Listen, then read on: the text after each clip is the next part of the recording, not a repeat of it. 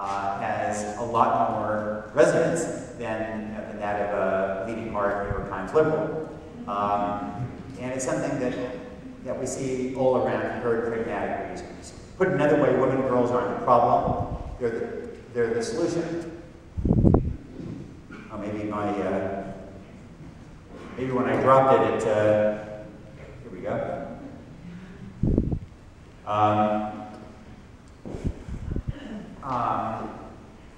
Now, there are a number of reasons for this. One has to do, though, with birth rates. That one of the reasons why you have so many kinds of challenges in the developing world is very high birth rates. This leads to environmental stress. It tends to lead sometimes to conflicts within ethnic groups. And it can lead to civil conflict. And it seems impolite to say this at a college, but one of the factors that correlates most highly to instability, to conflict, violence in the population is the proportion of young people aged 15 to 24 in that population. And when you have very high birth rates, that's when you have that kind of youth bulge. How do you reduce that youth bulge? Well, when you educate a boy, it does indeed have an impact on the number of children that he'll be expected to have, but it's a fairly modest effect. You educate a girl, it has a very dramatic effect on the number of children that she'll have. And then she, in turn, will invest more in those children and try harder to get them educated. It's a very, very powerful effect.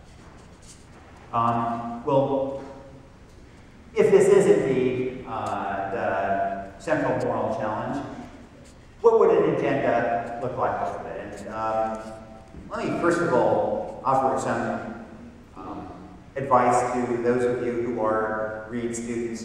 One of the things that I really like about, or Reed parents for that matter, one of the things I really like about Reed is that there are so many kids who do study abroad. And indeed, I think this is something that has become a trend nationally. But still, I think too often in American tertiary education, there isn't enough experience of the world beyond our country. And there tends to be too insular for a world that in your lifetime is going to be so much more intermixed. And so I would really encourage you, while you are here, or perhaps in a gap year afterward, whatever it may be, to find some way of traveling and getting out of your comfort zone. And I should say that I think typically we tend to think about that as going off to Tanzania or Bangladesh, wherever it may be. But you can also get totally out of your comfort zone right here in Portland. There are going to be places you can work, neighborhoods you can work, you can do prison tutoring. There are all kinds of things one can do that will leave you exposed to a completely different world and that will lead you, I think, to grow in all kinds of ways. My own experience getting out of my own comfort zone was when I was a student. I went to Cairo to study Arabic, and I was at the American University in Cairo, and I will never forget the moment when I was going to have my first conversation in Arabic. Anybody here speak Arabic? There's one hand up there. Somebody, an Egyptian, said to me, he said, "Isma ke?" And I recognized that meant, "What's your name?" So I was so pleased to come and I had my first conversation in Arabic. And I said, "Ismi, my name is." And I thought Nicholas Kristof was way too complicated. So I just said, "Ismi Nick."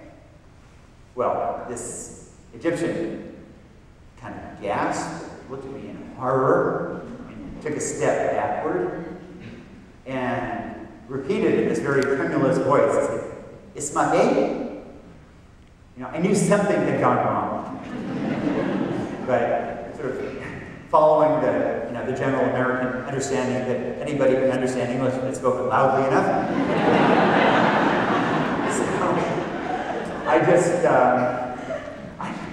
I just beamed and stepped toward him and said, "Ismi Nick." Well, he just ran away. And, so I immediately checked with my Egyptian friends, and how was I to know that Nick, how do I put this? Well, it's the F word in Arabic. But it's actually a little worse because of the conjugation.